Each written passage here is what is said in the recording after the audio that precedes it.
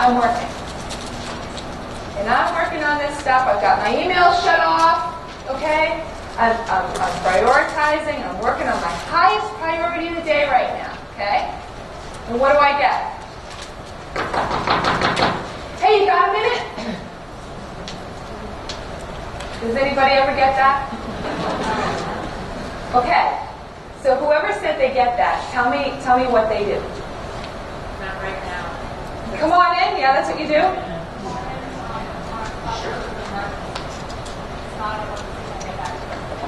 Okay. And does that work? Sometimes. Okay. Anybody else? If I don't have the time and I'm doing something, I say, I don't have a minute right now, but come back later or come back into the talk or whatever. That's good. That's good. Congratulations. And you are? Tina. Good job, Tina. Anybody have a problem with doing that? Because Tina seems to be really, she's no problem. Yeah. Most of our folks work on production pull-ups, so it's hard to coming back. Oh, yeah. A lot of her folks work on a production floor, so it's difficult for her to put them on. So do you just let yourself be interrupted a lot? And then what ends up happening? What I try to do now is to shut my door. Yeah. So she shuts her door now, and she designates time. They can't hear you, so that's why I'm repeating it. Okay. And is that okay in your organization? Does that seem to be acceptable? Okay, good. Does anybody have a problem with shutting the door or saying no? Does that feel icky? Does that feel icky? Recently, I had a coworker actually tell me that it was okay to shut your door sometimes. Yeah. I feel like I don't want to have that feeling. She's like, you do it in short blocks. Yeah. Right. So Jennifer's saying that a coworker suggested she shut the door, right? In case people didn't hear. I'm always just unless I'm in a meeting. Right, unless she has a meeting, have her door. So tell me about, have you changed your behavior since that suggestion, or are you resisting? And how's that work? You changed it. Yeah, but how is it feeling to you? Are you feeling like you're getting more done? Are you feeling guilty? Both. Okay, you're feeling like you're getting more done, but you're feeling guilty. Because, right, the don't want staff to feel accessible and have to be done. Right. So that she doesn't want staff to feel as though she's not accessible, but there has to be a boundary at the same time. So you're somewhere in the middle right now. Okay, this is a big thing. And one time I did a teleclass on how to, say no gracefully and still be in good graces with your boss. And a lot of it has to do with knowing and understanding your personal boundaries. So we have somebody here who really knows and understands her personal boundaries, and she's good with it, right? But it wasn't easy. Right? It didn't happen overnight, did it? So tell me about how long did it take you to get to that place? It's probably been about a year. Took her a year. Took her a whole year. So a lot of these strategies are going to be very similar. You're not going to walk out of here and say, I've got all these strategies in my pocket. They're simple. Why don't I do them all now, tomorrow, right? And if you decide you're going to do that, I'll have a guarantee for you.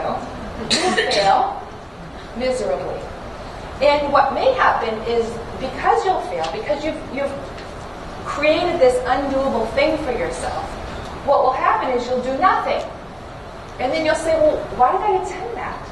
And what's the matter with me? Anyway, because why can't I do that? It's all very easy. And the reason why is that our bodies don't like change. Our minds don't like change. It's something called homeostasis. It's actually a biological thing, which some of you may know about because I see a lot of this, which is cool. So to know that, and I say this, it's not part of my script, but it's part of the thing that I teach all the time, is I help people to change, and that's the key, is to say this year, not like in the next 6 months, I'm going to shut my door a little more. You know? It's not like I'm going to go from open door all the time to shut door all the time. What happened to her? Right? That's not what we're talking about. We're talking about, where do you want to get to? And how can you kind of inch into it? And then that makes a difference. So going back to the interruptions. Back to the interruptions. Let's talk about things that we could say besides that. One person said to me in one of my classes, I say, give me a headline. That's pretty cool. Give me a headline. Because what does that say? And like you're saying, I'm really busy, can you come back in 20 minutes? That's good. But unless it's an emergency. And if that works for you, that's awesome. But I like to give me a headline. And here's why. Because if you give me a headline, well, first of all, the person who's coming into your office, that person is like, they're just all about what they're thinking right at the moment. And they're not really thinking about you. So when you say give me a headline, it stops that and says, okay, all right, what is my headline? Because she's all, the interrupter is all ready to, right? And so that stops her in her tracks and says,